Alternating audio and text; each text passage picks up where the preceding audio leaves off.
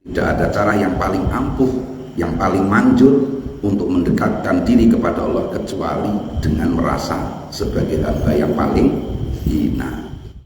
Salah satu keimanan yang tinggi itu kan belum pernah bertemu Rasulullah tapi sudah percaya, ini kan keimanan tinggi, ya. Tapi kan kita itu mau iman kepada Rasulullah karena sudah banyak informasi tentang Rasulullah. Ngerti nggih? Bayangkan Sayyidina Abu Bakar belum ada apa-apa tentang Rasulullah sudah iman. Loh, ngerti lho? Kepasrahannya tinggi sekali keimanannya.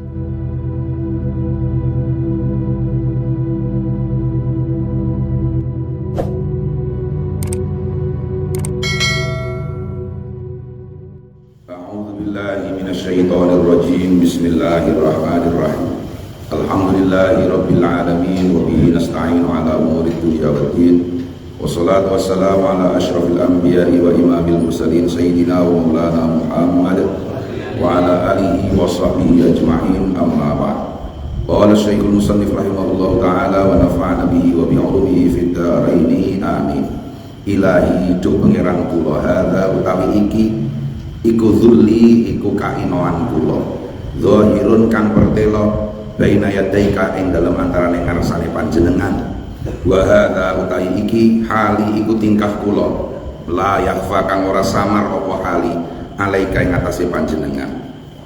Ya Allah, inilah kehinaanku sangat nampak di hadapanmu. Inilah aku, inilah keadaanku, kondisiku yang tidak pernah samar di hadapanmu. Ngoten niku pripun? Jenengan matur ngoten nate ta mboten? Ya. Sing dijaluk kan mulya ngoten ya. Jadi inilah salah satu cara untuk mendekat kepada Allah. Dalam keterangan-keterangan yang lain bahwasanya tidak ada cara yang paling ampuh, yang paling manjur untuk mendekatkan diri kepada Allah kecuali dengan merasa sebagai hamba yang paling hina. Bukan karena kelebihan-kelebihan tertentu seseorang itu bisa mendekat kepada Allah, justru karena merasa sangat tidak mampu, merasa sangat butuh. Ya. Termasuk di antara rahasia mengapa doa itu masih jarang terkabul dalam pandangan mata. Ya. Termasuk di antara sebab mengapa doa itu sering terlihat terkabul di hadapan mata kita, karena bisa jadi karena kita masih merasa punya. Kita belum pada posisi yang sangat kepepet, yang sangat lemah, yang sangat butuh, sehingga patut dikasihani oleh Allah. Hadza utawi iki tataruhun iku nglempoh bersimpuh minhu saking musannaf ala maulahu ing atase pangerane musannaf wa mubalaghatun lan nemen-nemeni fi batti syakwahu ing dalem netepake mutusake napa sambate musannaf utawa nggih sambate musannaf wa talattufun lan napa ngremek-ngremek pripun besok ngremek-ngremek merengek-rengek ngoten nggih nggih fi su'ali rahmahu ing dalem nyuwun kawelasane maulahu wa bimithli hadza lan kelawan sepadane iki atur yurja den arep-arep ijabatut du'a ila apa kasembadane donga wastihqaqu jazilil ata'i lan ngehai akeh-akehe peparing. Dengan ucapan seperti itu sangat amat diharapkan doa dan permintaan seorang hamba mudah terkabul. Sangat diharapkan seorang hamba akan mendapatkan banyak pemberian dari Allah. Lah iya, kalau merasa masih punya kenapa harus meminta? Kalau memang benar-benar tidak punya kan pantas diberi. Oke, kan logikanya ada. Kalau merasa menampakkan rasa butuh yang luar biasa, dan memang pada hakikatnya butuh tidak mungkin tanpa pertolongan Allah. Nah, kalau memang dia menyatakan seperti itu, ya mudah sekali diberi. Ya, kalau memang kita merasa masih punya, meskipun sebenarnya kita kan nggak punya, itu kan sudah kesalahan double. Satu, kesalahan merasa punya, merasa mampu. Yang kedua, ya karena merasa mampu untuk apa meminta? Kan ngoten to, jenengan kula ijek sering rumangsa sugih nyuwun ae. Ya. Ya karena kita masih selalu merasa kaya, kok meminta ya?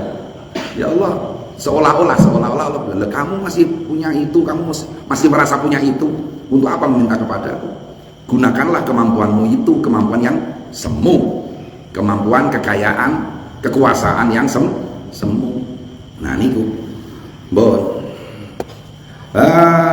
waqat qalu. Lan teman-teman padha ngendika sapa ulama ing pengendikan abwabul muluki utai pira-pira lawange raja la tuqra'u iku ora diketok-ketok apa abwab bil aidi kelawan pira-pira tangan bal binafsil muhtaj balik kelawan awak dhewene wong kang buta. Wah, ada ungkapan ini ya, ungkapan seperti ini bahwa pintu para raja itu tidak hanya cukup diketuk dengan tangan, tapi diketuk dengan dirinya. Ya maksudnya itu nek sok trimo notok karo napa tangan itu kan enteng ya. Ya, mengetuk pintu hanya dengan tangan, tapi mengetuk pintu dengan dirinya. Ini benar-benar butuh sampai merasa tidak cukup kalau mengetuk hanya dengan tangan, apalagi dengan jari ya. Ya kan beda kan orang tok-tok dengan brok-brok dengan ngerakut lawan dan itu bukan ngerti nggih. Kalau tubuh kita lemparkan di pintu itu kan akan dibukakan pintunya. Kalau hanya sekedar tok-tok nah, itu perumpamaannya seperti itu. Waqala lan matur ba'dhum sapa sebagiane ulama. Waqala lan ngendika sapa ba'dhum sebagiane ulama. Pengendikan kultu matur ingsun lin Nahrajuri marang Syekh Nahrajuri ing matur ajibu nemu ingsun nemu kula fi qalbi ing dalam ati kula koswatan ing atos. Nah niki lho. Kula jenengan wis tau rumangsa atine atos apa rumangsa iso dituturi. Ini kata saya boten masa iso dituturi. Aku saling ngaji yo. Gampang tuturane aku. Ya. Jadi setiap kali melihat peristiwa kita tuh harusnya langsung iktibar.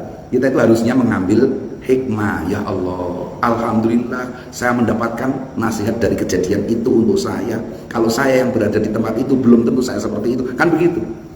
Itu tetangga saya mendapatkan banyak bencana tapi masih kuat. Kalau saya, lah kan begitu. Ya. Ya orang nek kula kan alhamdulillah ora aku alhamdulillah. Ya. Jadi begitu. Jadi apa? Ada seseorang lapor atau curhat kepada Syekh Nahrajuri, mengatakan bahwa hatinya selalu masih merasa keras. Waqat syawartu lan teman-teman nyuwun musyawarah kula. Fulanan ing fulan, fa asyara mongko awe isyarah sapa fulan alaiya ing atase kula bisaumi kelawan poso. Falam tazal mongko ora ilang apa qaswah. Wa syawartu lan musyawarah kula akhara ing ulama kang liya fulan kang liya fa asyara mongko paring isyarah sapa akhar alaiya ing atase kula bisahri kelawan melekan qiyamul lail. Falam tazal mongko ora ilang apa qaswah. Jadi orang ini menyatakan sudah kemana-mana sowan kepada para ulama, ahli-ahli hati ya, untuk mengadukan tentang kerasnya hatinya. Ada ulama yang menyatakan berpuasalah, tapi ternyata saya berpuasa tetap saja hati ini keras. Kok begitu? Kita ya poso ning sawate aja kok. Nggih.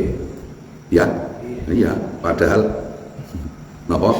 Wa illam yastati fa alihi bisawm fa innahu lahu wija. Itu kan sabda Rasulullah. Kalau tidak dapat menahan nafsu, berpuasalah. Sebab puasa itu sebagai kendali hawa nafsu. Nyatanya berpuasa ya jajek bae. Kalau belum malah berpuasa nafsunya membara-bara. Nggih. Nah itu terus bagaimana? Ya, ternyata persoalannya hatinya masih keras. Dibuat puasa juga masih keras. Bahkan cenderung orang puasa emosionalan, betul? Nggih. Nggone pasar ya rada sengit-sengitan. Wis terus sing cepet ora ngerti poso-poso malah kelak-kelak ngoten nggih. Poso kok amu-amuan. Kecentok sithik ora kena nggih ya. Poso malah ngoten biasa. Ora kok malah lembut, Masya Allah. Digambarkan Rasulullah itu kalau berpuasa, sudah Rasulullah itu rahim bil mukminina raufur rahim. Kalau puasa semakin rahim, semakin kelihatan lemah lembut, belas kasihan. Kalau kita puasa kan semakin berangasan nggih.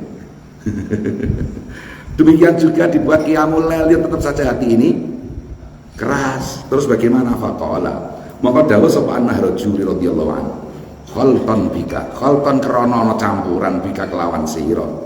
Uhdur teka sira al multazama ing nggon tetep ida nama ing dalem nalikane turu annasu sapa manusa wa tadar lan dipendhepe sira wa kullan matur sira ing pematur tahayyartu bingung kula fi amri ing dalam perkara kula. Fakhud mongko kula aturi mundhut panjenengan biati kelawan tangan kula. Fafa'ala mongko nglakoni sapa ba'dhum fazalat mongko ilang al-qaswatu apa atose ati. Ternyata sepele. Sudahlah qiyamul lail iya, tapi jangan lupa ndp marang pengiran, merengek-rengek kepada Allah dan maturlah kepada Allah, ya Allah aku bingung dengan diriku sendiri, tolonglah aku. Loh, kan kita ya berarti benar-benar pasrah. Tidak kok ya Allah beri aku kekuatan untuk melawan hawa nafsu dan mencegah godaan setan. Kita saya beri aku kekuatan supaya aku bisa menjalankan ibadah. Loh ya enggak begitu, ya Allah tolonglah aku agar aku bisa beribadah, bukan kok berikan aku kekuatan. Kelihatan ya itu masih lumayan ya, masih lumayan bahwa dia meminta pertolongan dari Allah, tetapi meminta pertolongannya itu supaya diberi kekuatan yang dengan kekuatan itu kemudian bisa beribadah atau menjauhkan diri dari maksiat. Itu belum tepat. Yang tepat ya ini tahayyartu fi amri fakhudh biyadi. Makanya termasuk sholawat itu kan yang apa, astagfirullahaladzim, namanya sholawat apa, adrikni ya nggih, napa qallat hilati adrikni, saya sudah tidak bisa apa-apa. Khudh biyadi ya, ambillah tanganku, itu artinya tolonglah aku. Jadi kalau sudah merasa hati ini keras, ya tidak ada lain kecuali hanya meminta pertolongan kepada Allah. Merasa bahwa dirinya sendiri setelah puasa nggak mampu, masih saja keras hatinya. Setelah qiyamul lail masih saja keras hatinya. Karena dia jadi awalnya tuh masih nyagerke posone, ngoten lho nggih. Jajal tak poso aku, nek poso kok ora iso. Lah nyagerne posone, ora nyagerke pengiran. Ini pertanyaan garis bawahi. Napa nyagerke? Mengandalkan ibadahnya bukan mengandalkan pertolongan Allah. Lho sakjane niku lek gampang lek angger pasrah bongkokan karo pengiran ngoten lho. Dadi wali jenengan kula niki. Masuk pasrah bongkokan mawon kok. Dengan hanya pasrah total kepada Allah itu jalan kewalian itu mudah. Tapi nanti kita itu pasrah tapi masih curiga kok sama Allah. Nggih. Oke, sing ketoke member kiai ngoten nggih, member kiai terus pasrah karo pangeran ora pati mangke jenengan dadosake kula mboten kiai Gusti, ngoten ah. Nggih, pasrah apalagi tentang kekayaan. Pasrah kali Gusti Allah, engko diparingi melarat aku. Ngoten niku curiga kali pangeran. Kita masih curiga bahwa ketika kita pasrah dengan Allah, itu kemudian nanti ada pilihan-pilihan Allah yang tidak cocok dengan kehendak kita. Nggih, pasrah total dadi apa? Pokoke dados pangeran apa dados kawulane panjenengan Gusti. Jenengan pernah ke kula Gusti. Ya, aturlah saya ya Allah. Makanya itu kan kitabnya At-Tanwir fi Isqatit Tadbir. Kitab yang apa setelah Hikam ini kan. Nah, oleh musannaf namanya itu At-Tanwir fi Isqatit Tadbir. Dengan cahaya Allah kita tidak perlu ngatur-ngatur, biar semuanya yang ngatur Allah. Biar semuanya posisi itu diberikan oleh Allah. Ini bukan kita yang milih posisi. Ini awake dhewe milih-milih yang ternyata. Nggih. Nah niku pun. Terus waqala syair. Iya, pasrah karo pangeran ki angel iki. Nggih. Pasrah karo pangeran angel. Kula wong sama-sama matur. Saya berulang kali matur. Jadi kalau dulu para sahabat itu pasrahnya pada para nabi kan luar biasa. Tidak ada cerita seorang anak wanita, anaknya orang kaya, begitu ada seseorang melamarnya dan itu atas nama Rasulullah langsung diterima tanpa ta'arufan terlebih dahulu. Nggih ono perawan ya. Terus ono cah lanang niku napa diutus Kanjeng Nabi nglamar niku. Angger utusane Kanjeng Nabi percaya. Nggih, ora leren ketemu barang. Nah elek tah gandeng ras pokoke iki utusane Kanjeng Nabi percaya. Mbon. Perawan saiki kan mau senajan sing ngirimi calon niku misalnya santri Beblok iki jadi delok, mau bisa, ngoten ya. Ora percaya wis karo kiai karo habaib. Nggih. La ilaha illallah. Nggih. Jadi makanya salah satu keimanan yang tinggi itu kan belum pernah bertemu Rasulullah tapi sudah percaya, ini kan keimanan tinggi. Ya. Tapi kan kita itu mau iman kepada Rasulullah kan karena sudah banyak informasi tentang Rasulullah. Ngerti nggih? Bayangkan Sayyidina Abu Bakar belum ada apa-apa tentang Rasulullah sudah iman. Loh, ngoten lho. Kepasrahannya tinggi sekali, keimanannya kuat sekali itu Abu Bakar. Sekali Nabi bercerita, saya tadi malam baru saja Isra Mi'raj, langsung percaya. Apapun yang kau katakan percaya Rasulullah, karena engkau amin, karena engkau bisa dipercaya, sudah selesai, nggak perlu bukti. Kalau orang lain kan ngetes Rasulullah, kamu katanya pernah ke Masjidil Aqsa, berapa pintunya, ya kan gitu kan? Itu kan kurang ajar itu ngetes Rasulullah. Kurang ajar itu ngetes Rasulullah. Nah, apalagi ini kepada Allah. Kenapa kita masih susah pasrah diri kepada Allah? Karena kita merasa bisa, merasa ini, merasa itu.